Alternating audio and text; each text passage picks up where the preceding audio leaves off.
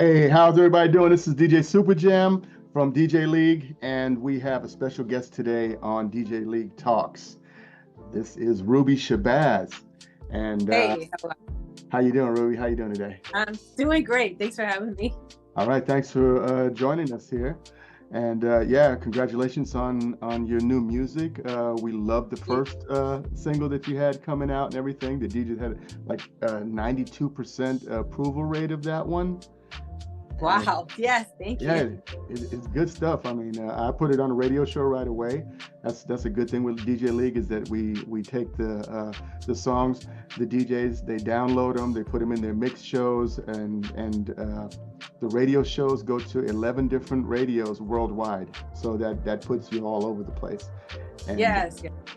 yeah, so just a little bit about that, and then we heard you have a new. Well, actually, I've already heard the new one. You already have it on our promo pool, and that's what is that's Thank You is the It's new. called Thank You. Yes. Yeah. Yes. Can you tell us a little bit about that, about your new release, or just some? Yes. So basically, it's produced by my friend Byron G here in New Hampshire with me. And the song is about consumerism, basically. It's about like my shopping addiction, and people's shopping addiction. And I had been writing all these songs in the pandemic about things that I've gone through.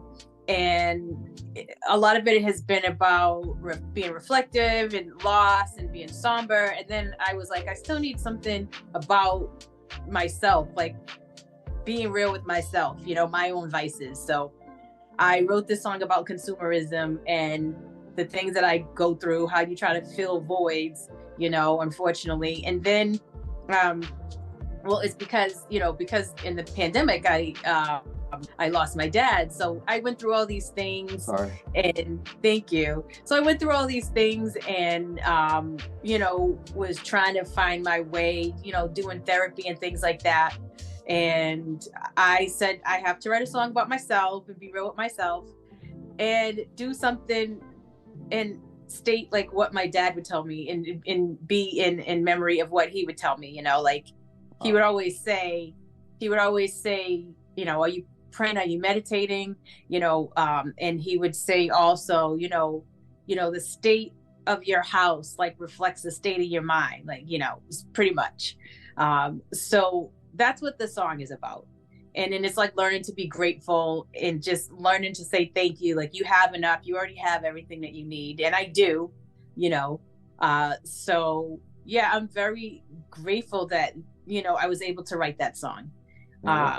It came out exactly how I wanted to say things, and I'm very happy with it. Yeah, it was a beautiful song. I mean, I was moved by it when I saw you in the store and this and that, and I was like, yeah, it's true. Yeah. we do buy a bunch of stuff that we already have, and then we're like, well, I really need these shoes now, or that. By me, Yeah. it's a thing with because I produce, so of course I'm buying these beat packs, and Yeah. I don't need all these beat packs. I got things I'm never ever going to use, but I'm always just jumping in there and grabbing something. And I mean, Yeah. everybody has their own thing, and yeah, we have to control ourselves a little bit with it. But yeah, it's definitely a cool thing, and nice with those words, hearing those words from your dad and so on. Yeah. Something. I shouted him out in the song and in the video. I have his picture with me, and I thought it was very important. So I was very happy to do that. I was very happy with how everything came out, how the video came out. Yeah. Yeah, I was checking your bio and hearing things like you were playing your parents' records on your Fisher Price Yes. record player. Yeah. That's so cool. Yes, I used to take the Michael Jackson and Jackson 5 record. I couldn't tell you what album because I was too young, but I would just take that and play like Jackson 5 all the time. I would take Stevie Wonder's I think it was a sound I think that's the album name. Which one? I just know it as the Orange album. Song in the Key of Life? Yes. Oh my God, that's the greatest album. Yes. I would take that album and just play it out. My favorite song to play was Isn't She Lovely? I loved that song. Yeah. Yeah. My favorite song now from that album is As. Yeah, Yeah. that whole album is just so perfect. You go from one track to the next. They even had a little 45 on there, and it had a Yeah. song called Saturn on it. And that was one of my favorites because it was so weird. He's talking about going back to Saturn where the rings all glow, and you know, Oh, people live to be okay. 305, and it's like really, really crazy. People have learned to fly, and yeah, it's I yeah. so is that like on an extended version? I don't know if I know It was that on, one. if you had the, it was on the album. It was inside the album as a little 45 that was inside the Oh, album. So a lot of people might have even missed it or didn't even know it was inside there. But I'm sure you can find. It's called Saturn. Just Stevie Wonder Saturn. You can check that out. I definitely want to check that out. Yeah, it's something. My parents had 45s too, but I don't think I knew what to do with them. I'm like, I don't know how to play anything. Yeah. Yeah, that's the thing with the old school music, and just like some of your influences, the female vocalists and so on, seeing that like Sade, I understood that right away when I heard your songs and so on. I was like, okay, of course Sade, you know. And Yes. yeah, who else it was inspiring you, and what did you take from what they did? I think, I mean, a lot of people inspired me. Like the first thing as a teenager, when I really got into it, well, actually I should start when I was younger, was Michael Jackson, was Stevie Wonder, was Smokey Robinson actually. Yeah. But I didn't know anything about like his legacy at the time. I just loved his voice, you know, so I loved by default all the Motown greats. And then I learned like what a good songwriter he was and who he wrote for, and I was really inspired by that. As a teenager, you know, I got into pop, and I liked Whitney and Mariah and, you know, artists like that, and Mary J. Blige, and, you know, and then like all the 90s girl groups I loved because, you know, they're dancing with them and you're partying with them and their music. And then the next step for me was to find out who those singers were inspired by, you know. So I went back and I was listening to like Minnie Riperton and Betty Wright, you know, because it's like I learned that like Mariah wasn't the only one that could do those whistle notes, you know. So I went back and I'm like, yeah. So I learned them and loved their music. Like Minnie Riperton's like late 60s album. I can't remember. I'm trying to remember which one. She has like a black and white cover album, and then she has the album with the song called La Flor, like the flower. I can't remember. It's been so long since I like was looking this up and like, you know, studying it. And then I moved on and on. You know, then Betty Wright. Yeah. Shaka Khan's like albums with Rufus. I started listening to like. Wow. She's like jazz inside of pop, R&B, like, and funk, right? But like the way she uses her voice is just like a jazz instrument. Because it's so powerful. It's like that Pink album, the first album that I think it was Rufus. It's just called Rufus. Yeah. Oh yes. Oh my goodness, it was just it was so amazing. The songs that she was doing, and her voice, like towards the end of this song, it would just blow up. It would start off real smooth, and then all of a sudden, Yep. Oh my goodness. Yes. So I definitely hear Minnie Riperton would do that too. Like she'd like give you this sweet, you know, poppy type sound, and then she started going off, and she was like really like a jazz instrument too. Her vocal, she would always hit those high notes. I think that was like the show off part, is when she would hit those high notes that nobody could hit, like on Loving You. The one that Tribe Called Quest sampled. Yep. Inside Your Love or something. Yeah, I'm trying to. Yeah. So the funny thing is, I don't know names of albums. I there's the album when she's on the couch, and then there's the ice. I call it the ice album. You know, so those are all things I went back and I listened to, and it's been a while. But at the time when I was doing that, there were certain songs I would just listen to over and over again. Aretha's early stuff I liked, you know, better than her real popular stuff. Like I love, you know,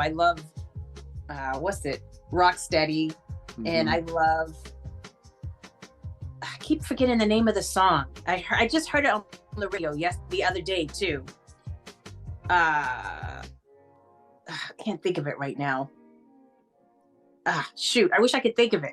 I wish I had it in front of me. I just have Rescue Me jumping around in my head right now. No, it's earlier than that. It was like something happy. I can't think of it. I have to remember this song. Anyway, so like her really early stuff. Yeah, I really liked. I was like, oh my God, I had something. Oh, was it like Sunshine? Oh, I wish I could remember. But it's gonna mess with you till you get it. Yeah. I'm like, I want to remember it so bad. But yeah. Rocksteady is like my top favorite of hers. Yeah. Yeah. Definitely good stuff. And you performed with bands in the Boston area. How was that? Like, because I know sometimes with bands, it's like a lot of different ideas, a lot of different people, emotions, and everything. How was that? Tell me some good or bad things, or both, of what happened with live. With that. Yeah. Yeah. So first of all, I say I work with my husband and my partner Fee, right? So we say it's always us. It's always us, and when you have a band, you're gonna have people in and out of it anyway, because it's a lot of people. You know what I mean? So at the end of the day, it's always me and my husband. We've had really good experiences with bands, and not so much always like bad, but like people just want to do different things, and that's fine. You know what I mean? Or people maybe they don't know like the music that you like and want to play, and they'll learn it, but if they're not really into it, it's not going to work. Yeah. You know what I mean? They're not feeling it. So that's been like the first couple of years we were working with the band. I've always been in and out of projects working with musicians, but the latest band we're working with, I mean, oh my God, they're a lot of like Berkeley musicians, and they work in Boston, and they're in demand, and luckily they want to work with us. You know what I mean? Oh, that is cool. My husband and I, with Fee and I. Yeah. So we just come to them with these ideas that, we think they're cool, and maybe we're like, well, we know music enough. Maybe we don't know it like you guys, but as far as different ideas, I'm all in for them teaching us some things. You know what I mean? Like, we ask them, what is this audience like to hear? What is that audience like to hear? I could think I have a good idea, and they'll be like, nah, that's not gonna fly here. You know what I mean? Okay, so this crowd doesn't like that. Like, they like more soul or whatever it is, So. And then we're gonna go where there are gonna be people that are more into what we present and what we give. Nice, very cool. Yeah. So talking about DJ League, what experiences have you had with this? What do you think about DJ League? Like how you're being promoted and so on? Well, first I want to shout out my band. So it's the Evolutionists, and it's Zeke Martin on drums. We have Joe Mazzarella on keys, and we have Dominic Davis who plays bass. So they play out live with us. So hopefully, we've been having a good run with them, having a great time. Hopefully it stays that way. So the DJ League has been great. I started with like an email campaign, and I really am happy with, well, first of all, I'm happy that you guys like the music, because I didn't know. I, even liked something, I was like, oh, maybe this is just too, I don't know, maybe it's kind of cliche. Maybe it's, maybe they'll think it's basic, or I don't know. I'll just put it out there. I like it. And in the verses, I am trying to say something different other than like a party song. Yeah. The song is about self-care, And then it's like how I say, then you party and BS too, Yeah. And you hydrate. That's yes, what got yes. me. Yes, hydrate and repeat. Yes, hydrate and do it again for sure. Yeah. So I mean, and that's my life. That's how I get down. It's like I do things for self-care, and every now and then I'm like, I want to light something, I want to smoke something, I want to sip something, but I'm gonna stay, I'm gonna hydrate and do it again. The song, we love the song. It's definitely cool, and it has the hip hop element that I think that really moves all the DJs that are in DJ League, because it's always hip hop R&B oriented. Join in. We don't have like house music parties and this and that and whatever. There's different coalitions for that. But, it fit right in, definitely. And so now, interested to see what the next song is gonna do. And definitely very, very cool. You won a couple of awards, like what was that? What I read? Like Queen of NH Hip Hop and R&B.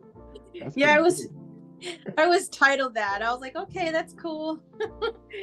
That was great. I wasn't looking for that, so that always is great when other people like recognize what you're doing and the hard work. And like I said in that interview, like I will always say that I have more work to do. There's things that I feel like, oh, I gotta work on this, I gotta look into that, or I want to even get better with my songwriting. I want to get better with my singing. I want to get better, always growing and progressing with my performing. And, I always am thinking about ways to be better and what I got to work on. But in the meanwhile, I do like the title. Yeah, it is definitely cool. But you had other experiences with college radio, and what was like the different college thing? Was it while you were in college and you were connected with them, or? Yeah, it was while I was in college and afterwards, like working on a project with Fee. We had I was in a group with him called XCal, with him and another MC. And so they promoted college radio back in the day.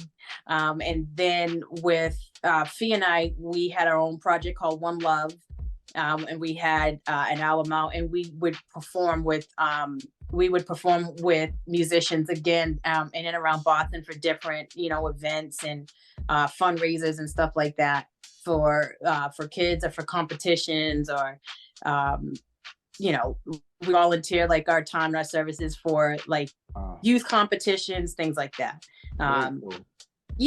So with the college scene too, like we would go and perform at radio stations and do interviews and stuff like that. So we've always been involved somehow with the college scene, the college radio, and they've been nothing but great to us.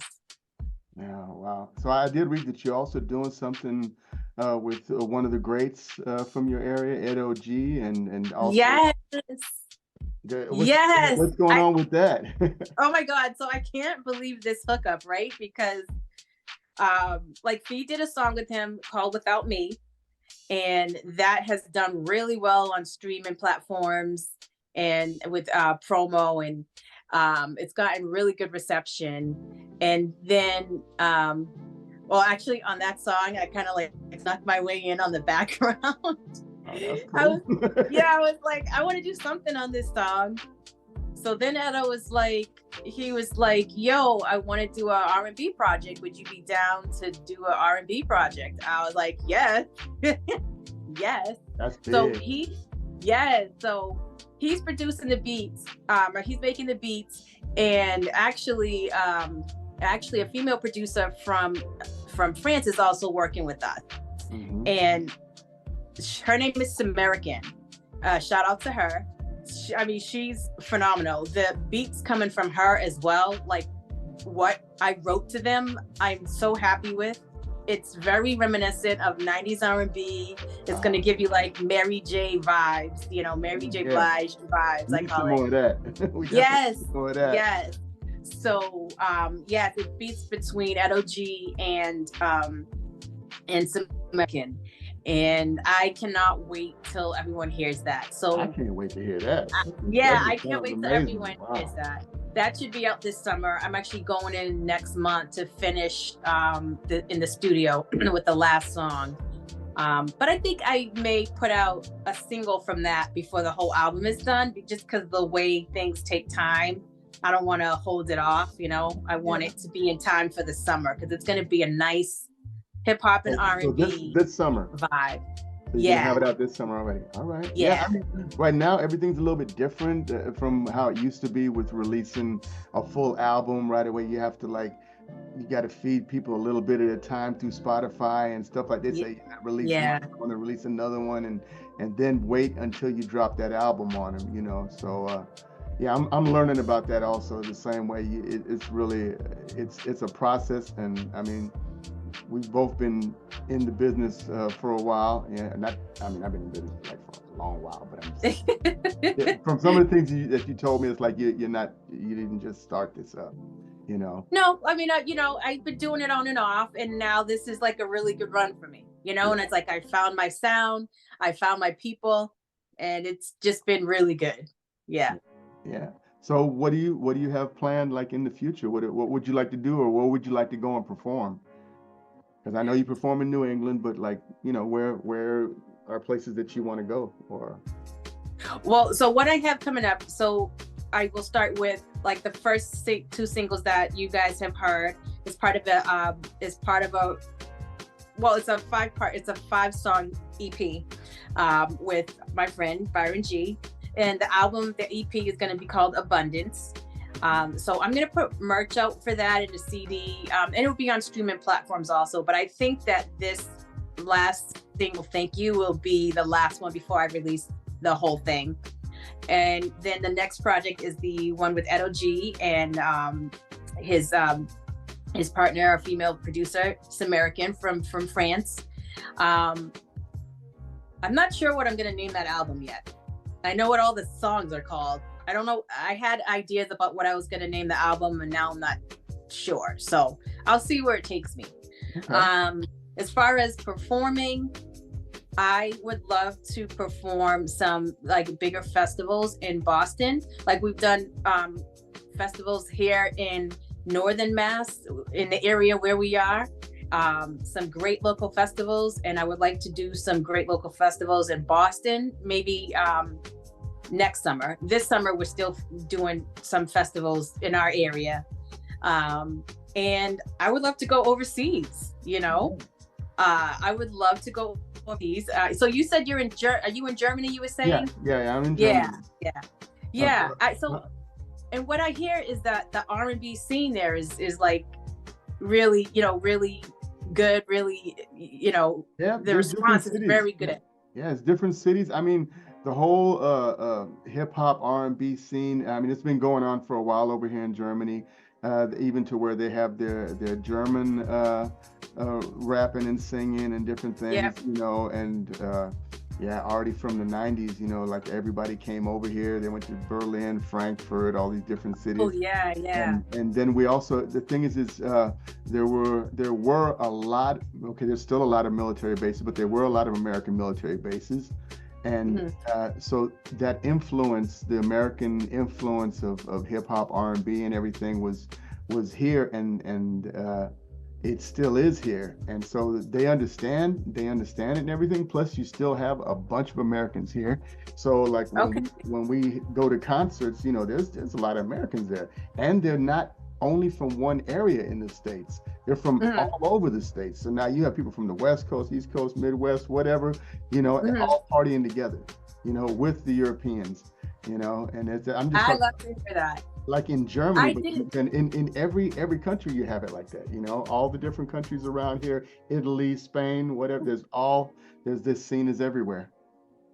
I see. I would have never guessed that. See, I got to travel more. It's like I tell people I've only been on like the east side of like North America.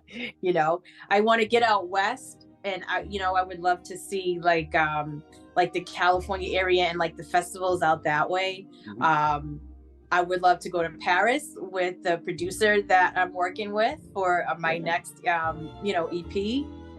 I That mean, should yeah, be it. I mean, I want to she travel. should be able to organize something. I mean, the thing is, what they were doing before, a lot of artists would come over and they would do club tours, which were promo tours, you Hmm, know, hmm. and they would open for somebody, and yeah, just getting their feet wet, going all over the place, and people are seeing them, and then all of a sudden later on, you're like, oh, wait a minute, that was Gwen Stefani that was playing in this little tiny club with 100 people, Yeah, before she got big, or it's. Yeah, it's a lot of stuff that happens over in Europe. It does. I mean, even like the Beatles, they got their first start yeah. here in Hamburg, Germany, and it's Hmm. yeah, it's definitely worth like doing a promo tour or something like that. Yeah, So I would be totally down for that. That's something that I do want to plan once once everything is done and pressed up, yeah, because I plan on doing like CDs and merch for both EPs. And then I actually have a third EP that I have music from that Fee produced for me a couple of years ago, and I thought it was done and we're gonna just do it better. I mean, it's something that nobody heard, but what I feel like when people hear it, it still give people that 90s vibe and with a little something new. mhm, Um, and then I have songs that I've written that I have not recorded yet that I have great ideas for that I cannot wait to record. But it's like, okay, one thing at a time. yeah, So I guess the ultimate goal would be to do a full album, but I'm gonna break it up into EPs and then see what people like, what are the best songs from the EPs, and then put a whole project together. You nice. know, yeah. Very nice. Well, good luck with all the music that you're working on and all the different releases.